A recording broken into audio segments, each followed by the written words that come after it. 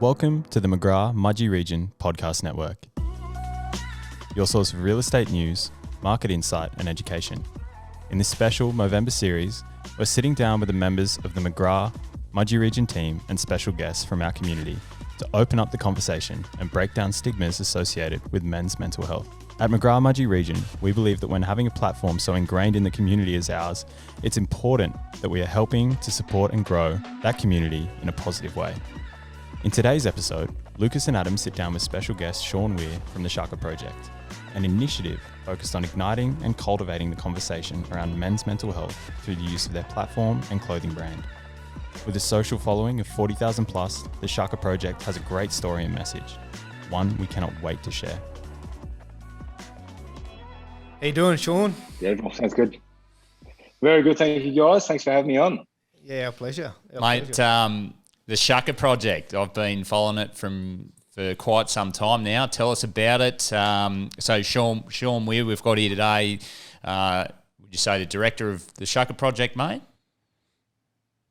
Yeah. So it's a little project I founded back in 2019, so January 2019, and basically I started in my hometown of Ballarat, which is sort of regional Victoria, about an hour and a half away from Melbourne. And I basically started it just to start some sort of conversation about men's mental health within my community, within Ballarat.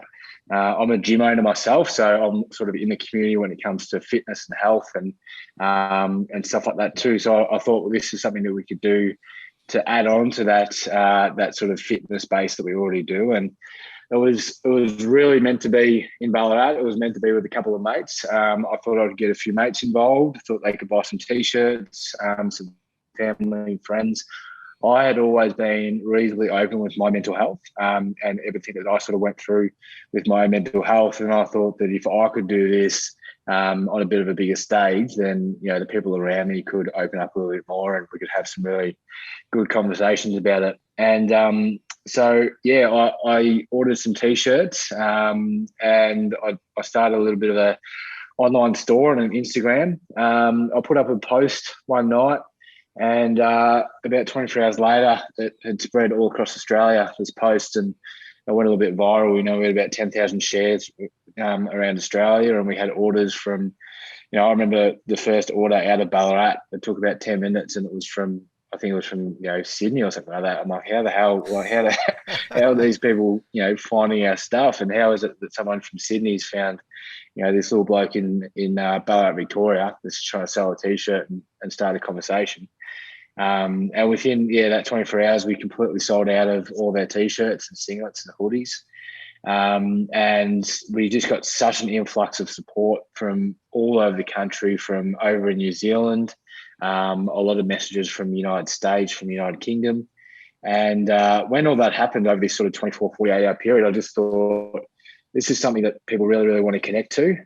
This is something that they really want to be involved in and be a part of in this community about men speaking up about their mental health and, saving their mates and talking to their mates about mental health too. So I sort of decided to go all in really and 10x everything I was doing. And that you've done. And 3 years on, we're sort of across the country now. We're a national brand, and we've got sort of places all around Australia where we sell merchandise, and we come up and saw you guys at the start of the year before COVID hit, and always doing sort of presentations around Australia and tours. And we've got a warehouse and office down here in Ballarat, which we've kitted out so it's very much an open space for people to come up and talk about their mental health, which is really great. It's good for us as well. Absolutely. But 3 years on, it's sort of turned into this brand and this message in this community that we never really expected, but we're obviously extremely grateful for. Made incredible effort. I had a look there. I think you're up to about 38,000 followers. So, mate, to go that viral in 24 to 48 hours is just a credit to you, mate. Almost the Justin Bieber of mental health by the sounds of it. Hey, it's amazing what was just going to say, it's mate. amazing what social media does. Like when you can the amount of people you can reach through social media, and that first post that we did, that we were able to reach people from all across Australia just from my lounge room in Ballarat is absolutely incredible. And as I said, we've been able to sort of grow our Instagram following rather large, and that's really it's amazing for us, but it's a credit for people across Australia that they want to be a part of this and they want more conversation and stuff like that too. So yeah, very, very grateful for all that. Spot on. So the Shaka, mate, what is that? Just a blokey sort of thing? Is that where it all stemmed from? So the Shakas, this is probably the best story. This is the funnest story about the whole project. So my 7-year-old stepson, him and I were at a playground one day, and this is before the Shaka project started. And he came off the slide, so he was coming down the slide pretty quick with a bit of heat, and he almost did a backflip, fell off the slide, and essentially ate dirt. And I was sitting about 20, 30 metres away from the playground, and those things crossed my mind. I'm like, oh, I'll have to go over and check if he's okay. Or I was pretty much just being a lazy parent. And he stood up and he looked over towards me and he threw me up a Shaka. And I threw a Shaka back at him and he continued playing. So it was almost like he checked in. He said, all good? I said, all good, yep. And we started that conversation without necessarily using words. And from that day forward, I thought that's such a great way that we just communicated without talking.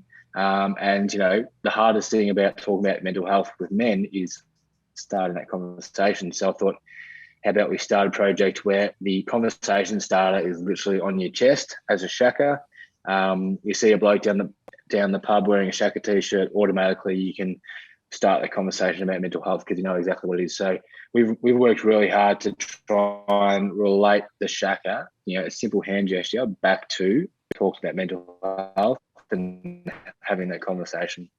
Yeah, it's so simple. Mate, you talked about some things that you've dealt with. You've always been open with your mental health. Was it purely your experiences that started the Shaka project, or was it a catalyst around something in Ballarat that's got you off the ground sort of thing? Yeah, so my dad went through a lot of mental health issues. Well, he still does to this day. Mental health is something that you don't particularly get over or cure.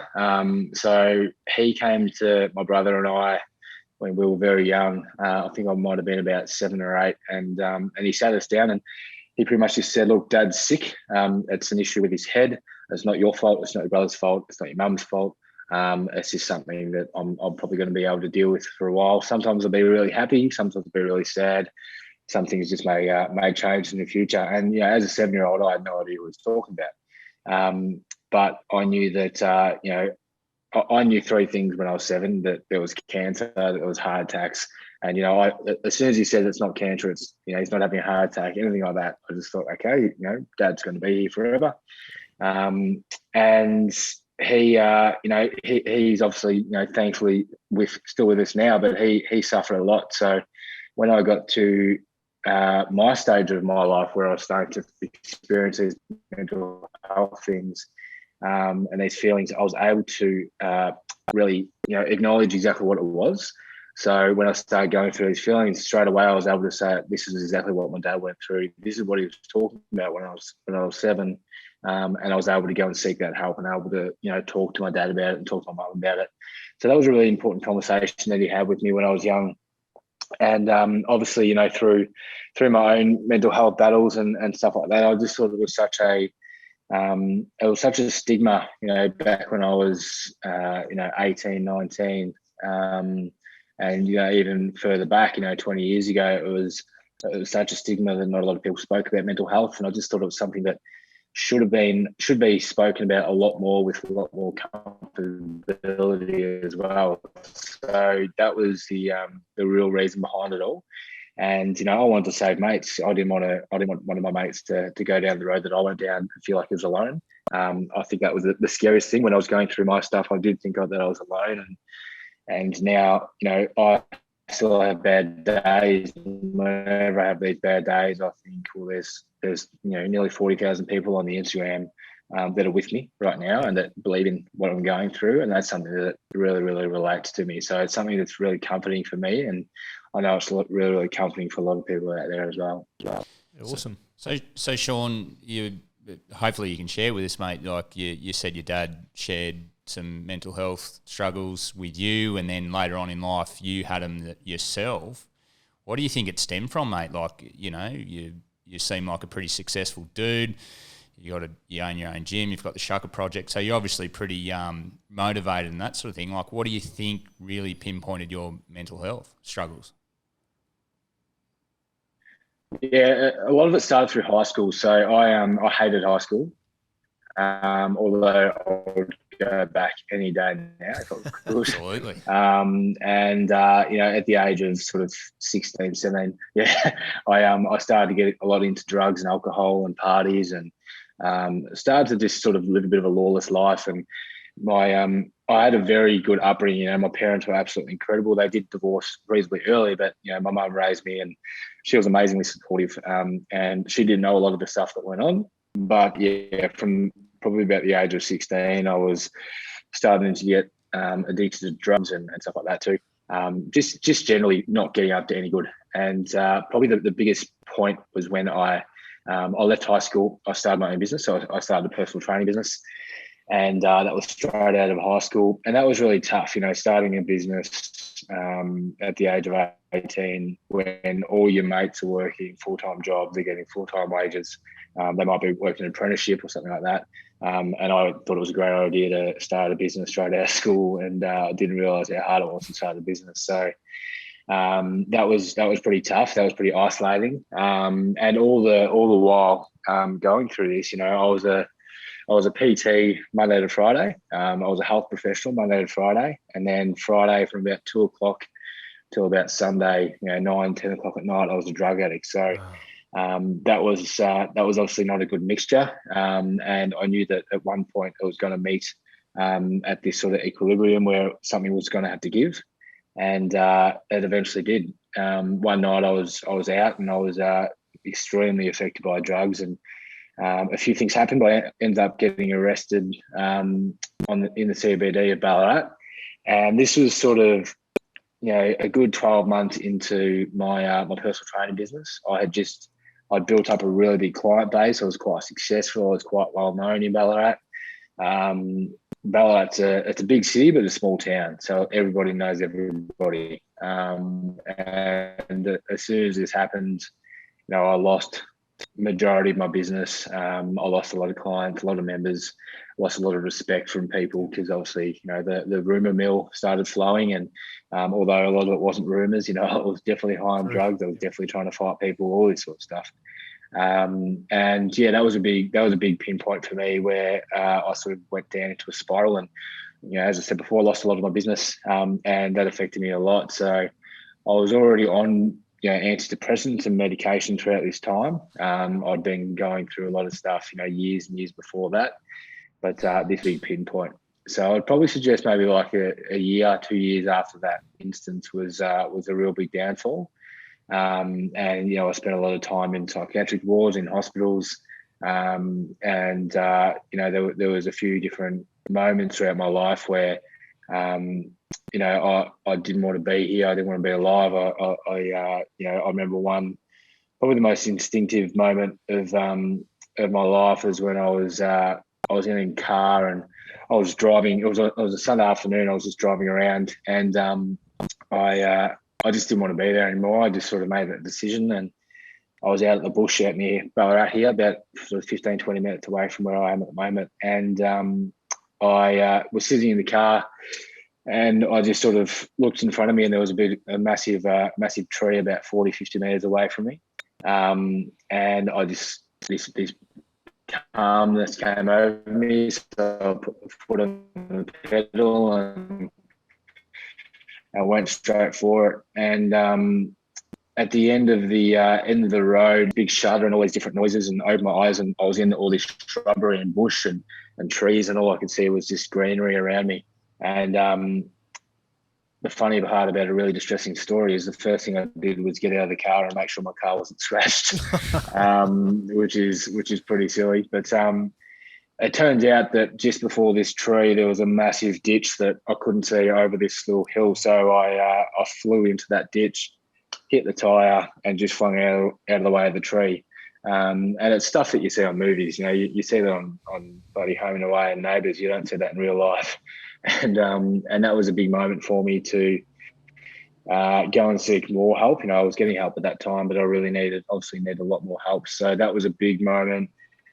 I spoke to a lot of different psychologists, psychiatrists, and doctors and GPs and all that sort of stuff too. And it took me probably about 2 or 3 years to start to get myself right and build my businesses back up again. And I can now say that, was it 10 or 9 years on? I'm completely drug free for 9 years, and I'm doing good. Obviously, mental health is a forever thing. It's not every day that you feel amazing.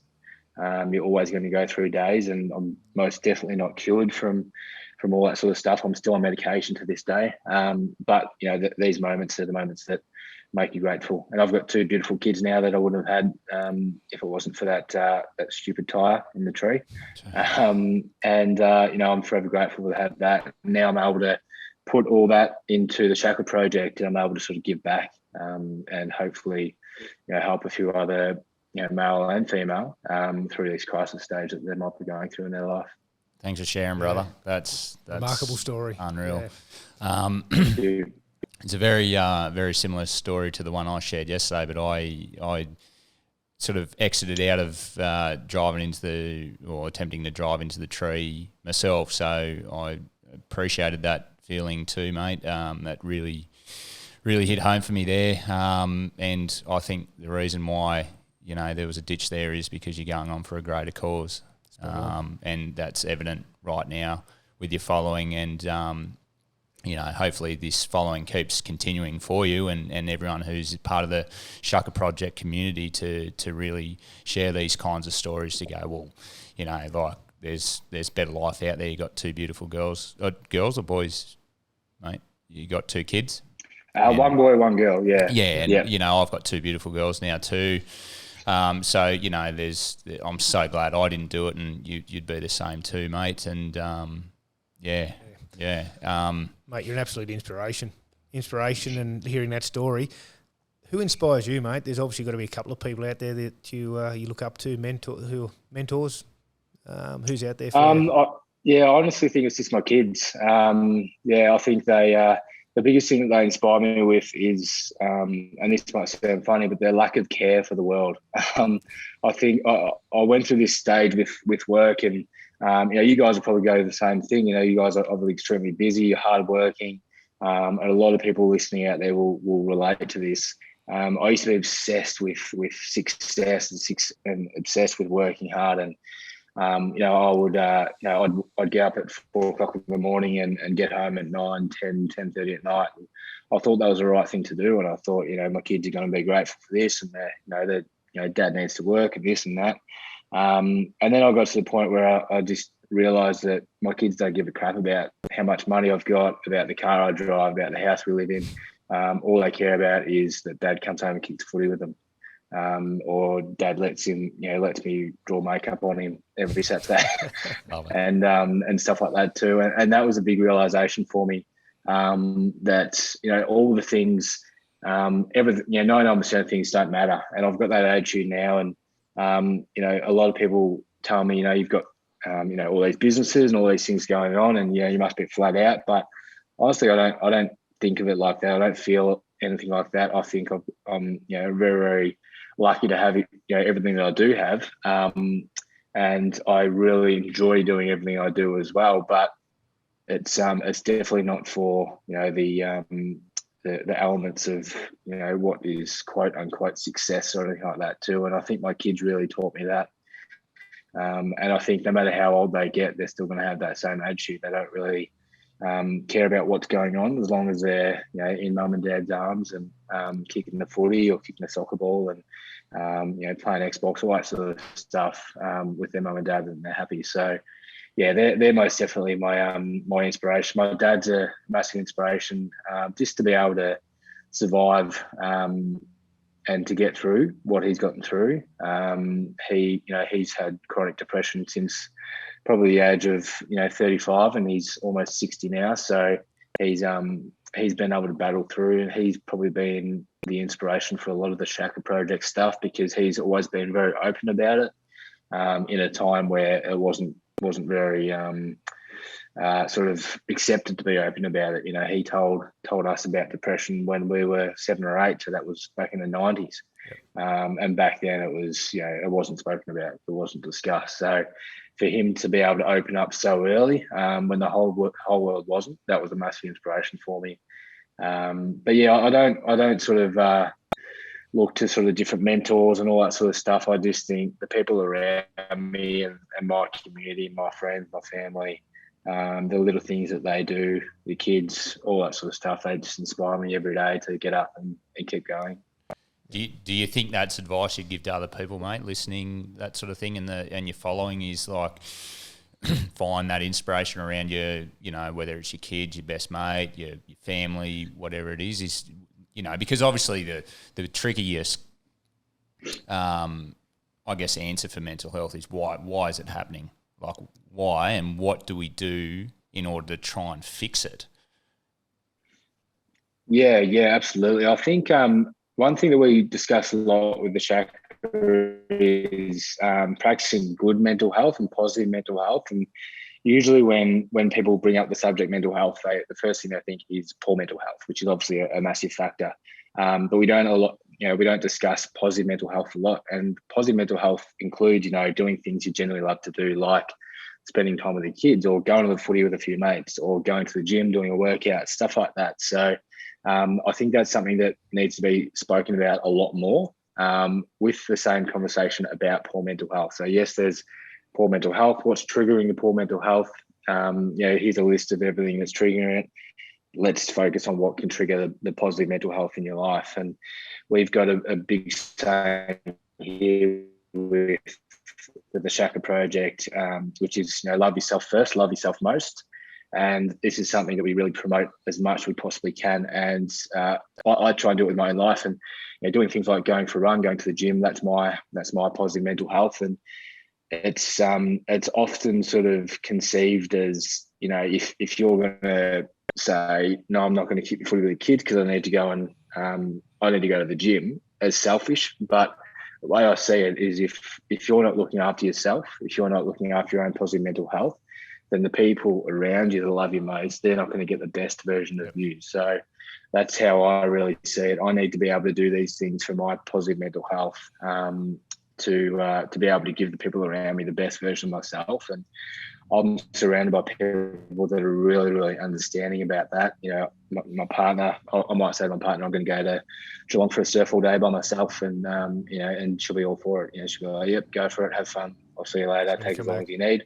And then I'm going to come back. I'm going to feel good, and we're going to have a really great relationship. So having those people around you that understand that, you need to look after yourself first. It's not selfish to look after yourself, and that these positive mental health practices are just as important as the triggers for poor mental health.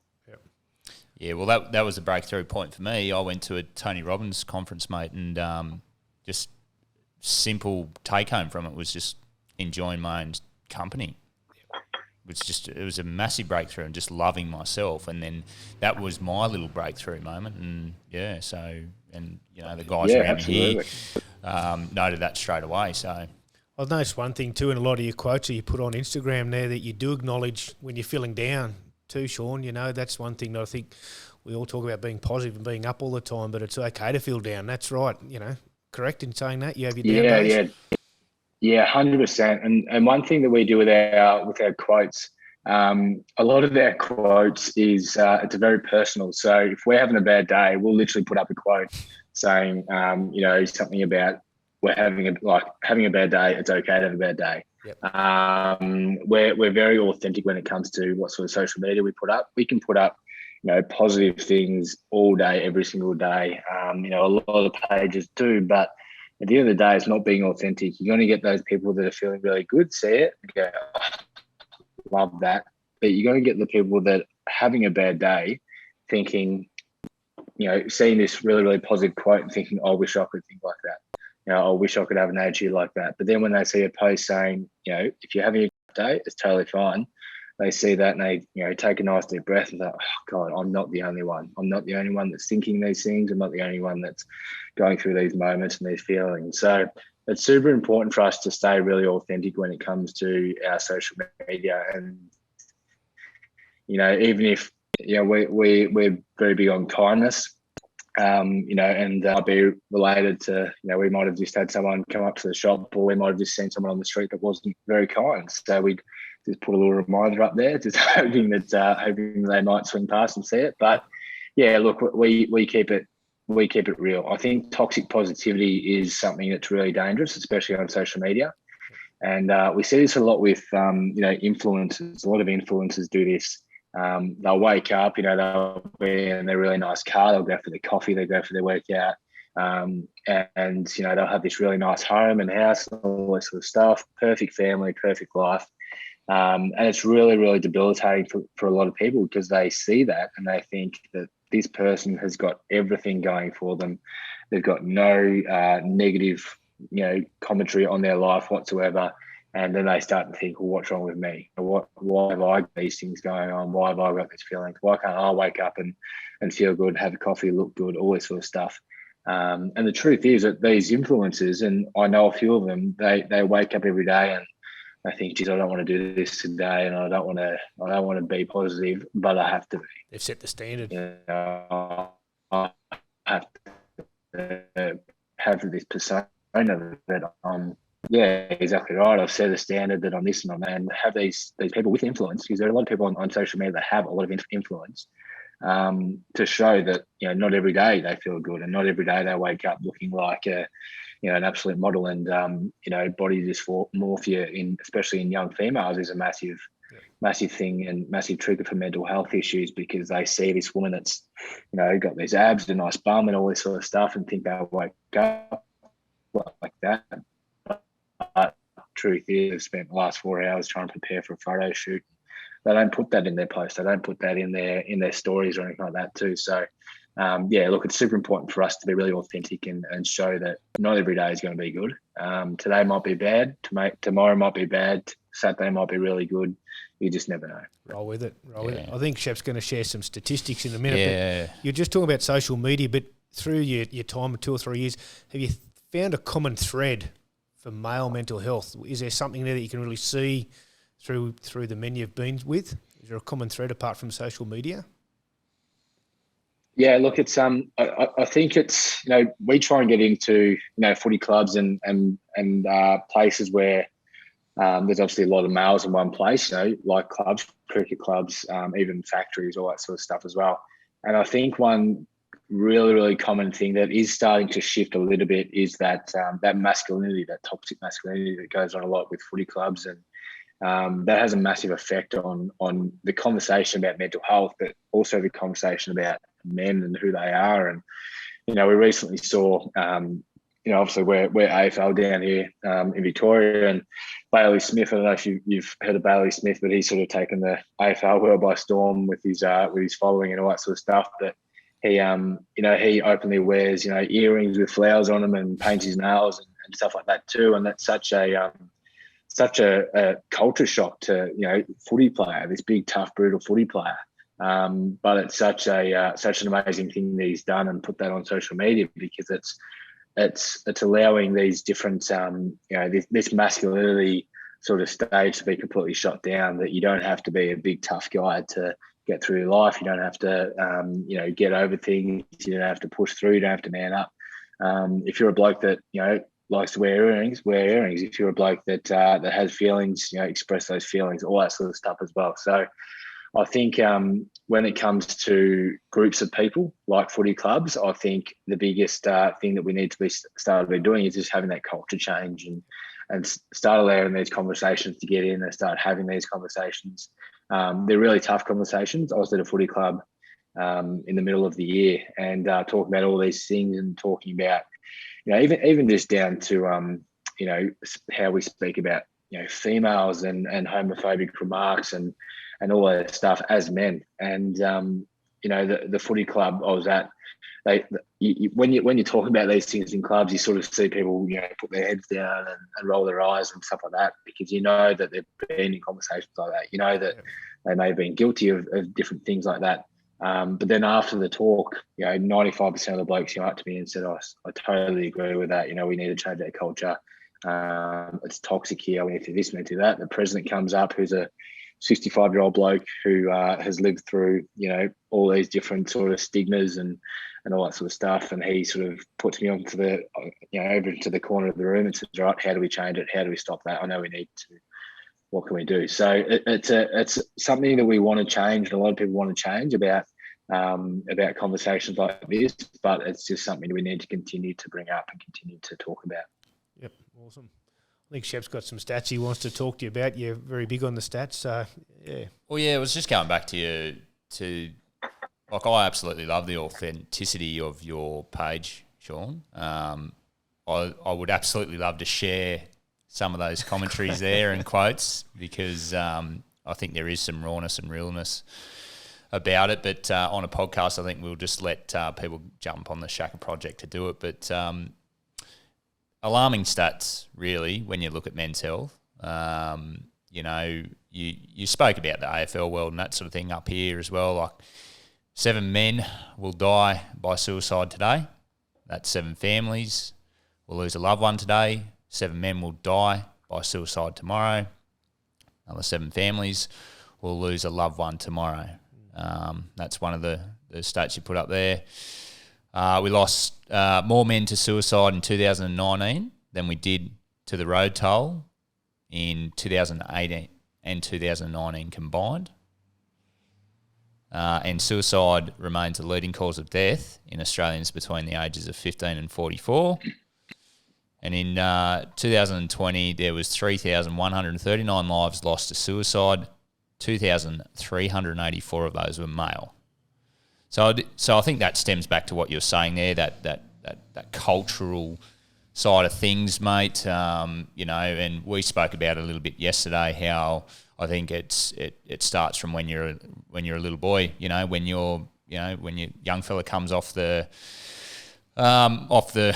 slide and does a backflip and lands on himself, and instead of going toughen up, mate, you'll be right, don't cry. You've gone, here's a Shaka, you're all right, and that sort of thing. And I think it's important to do that right from the early age and be aware of it, and I guess eliminating that cultural toughness of men. And like I just I love your page there, how you just say if it's gym, go to the gym. If it's going having a beer with your mates, go and have a beer. If it's going having a sook in the corner, absolutely do it. So on those stats, mate, like you've got 38,000 followers now. You kind of, I'm sure this whole vision has taken you by surprise by, coming almost insta-famous overnight. Do you have a vision over the next 1 year, 5 years, 10 years, that you're trying to get towards, or is it just purely keep that conversation going, and if we can help other brothers out, then we've succeeded? Yeah, that's exactly what it is. Just continue that conversation, and we sort of look at it a lot with how many people that we can reach with social media, with just sort of generally speaking to people in the community with presentations. When we come up and saw you guys, and we just want as many people as we possibly can, male and female, to just understand that there is help out there. That it's completely fine to talk about your feelings. It's okay to open up. There is crisis resources, but we're very big on just breaking down different stigmas and breaking the ice about mental health as well. We did a post, I think it was at the start of the year, that actually was probably in March, and it was actually one of the posts that you read out there, and I posted it in my car, out the front of the office. It took me about 10 minutes to write the post. And over a week, I think it had 88,000 likes and over 102,000 shares. And we had AFL players share it. We had, soccer players in the Euro League share it. and stuff like that too. And it just blew us away. Like, it was absolutely incredible, the reach that this simple post had. And, you know, for us, that was such a big indication of, again, as I said before, how many people want to talk about this and how many people want to share these awful stats, but they want so many people in their community to know that they have some sort of empathy and understanding for mental health. They want to see change. They want to change the stats. So, you know, we just want to, you know, continue to do that. If we can get a T-shirt on the back of every male, obviously that'd be great, because that'll be a conversation starter for every single male to talk about mental health. But if we can just, you know, not sell a T-shirt for the next 10 years, but just allow people to understand that they can talk about their mental health and go seek help and save a few people. We get messages frequently of people that, you know, they might have said, look, I've been in a really bad headspace, but your page has really been able to cheer me up and being able to help me go get some professional help and stuff like that. And that's amazing to us. You know, these are posts that, again, we make in our car or sitting on the toilet and stuff like that. But somehow it's gone through the phone and it's inspired this person to go seek some professional help, which is just absolutely, you know, incredible. I had a guy reach out to me a couple of months ago on the Shaka page, and he was really struggling, and he was just giving a few warning signs, and I was a little bit worried about him. And I think I stayed up till about 11:30 at night, just texting him and chatting to him and just, you know, having a bit of a conversation. And I checked in with him the next day, and about 3 or 4 days later, I get a phone call from his father, and his father was crying on the phone. He said, "I just want to thank you so much for everything you've done for my son Bo." He said he's gone and seen help. He's in hospital now, but he just keeps on saying, "Sean from the Shaka, Sean from the Shaka." You know, he helped me do this. He helped me get help. He helped me do this and seek professional help and all that sort of stuff too. And, you know, this sounds awful, but I sort of completely forgot about it. You know, I've had these conversations with many people, and then to get that phone call from his dad is, you know, that's exactly what we want. We want people to be able to go seek that help and save them from doing something that's going to destroy their family, destroy their father's life, and destroy their mothers and their brothers and sisters and friends and family and all that sort of stuff as well. So if we can just continue this conversation, get people talking, get men talking, and save as many blokes as we can, then we're happy. Spot on, mate. Yeah. Restrictions are open. Hopefully not too distant. You're doing some more travelling, you know, getting out and about again. Yeah, absolutely. Yeah, we've been very keen to get up your way again and get up to regional New South Wales, and we've got a road show probably early next year, which will pretty much be going all across Australia. So yeah, we're definitely keen. We love Victoria, but we're definitely keen to get over that border. I'll tell you what. Absolutely. We'll take some holidays and come with you. Absolutely, yeah, for sure. We'll do a road show. Sounds good. How many in the Shaka project, mate? Surely not doing all this yourself. I mean, it's a massive effort if you are, but you know, there's obviously a team behind you. Is that correct in saying that? You know. Yeah, look, I've got a Jake Jake's worked for me in the gyms for about 4 years, and he came on board with the Shaka project. You would have met Jake actually. He came up on the tour with me.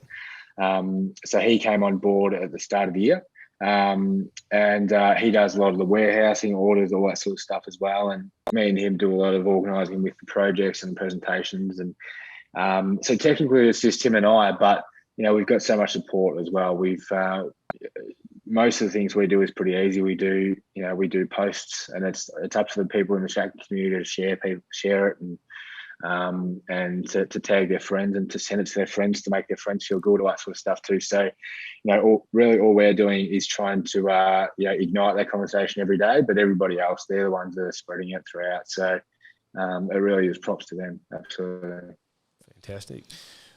Well, I think that's it. Yeah. Sean, mate, it's been a pleasure. Thank you so much. I know you're a busy man.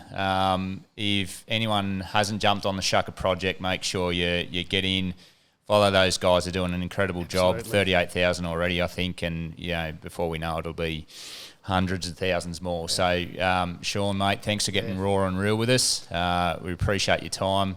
Before you go, are there any other platforms you're on, mate? I think you do a podcast. Is that right? Where else can people find you, mate?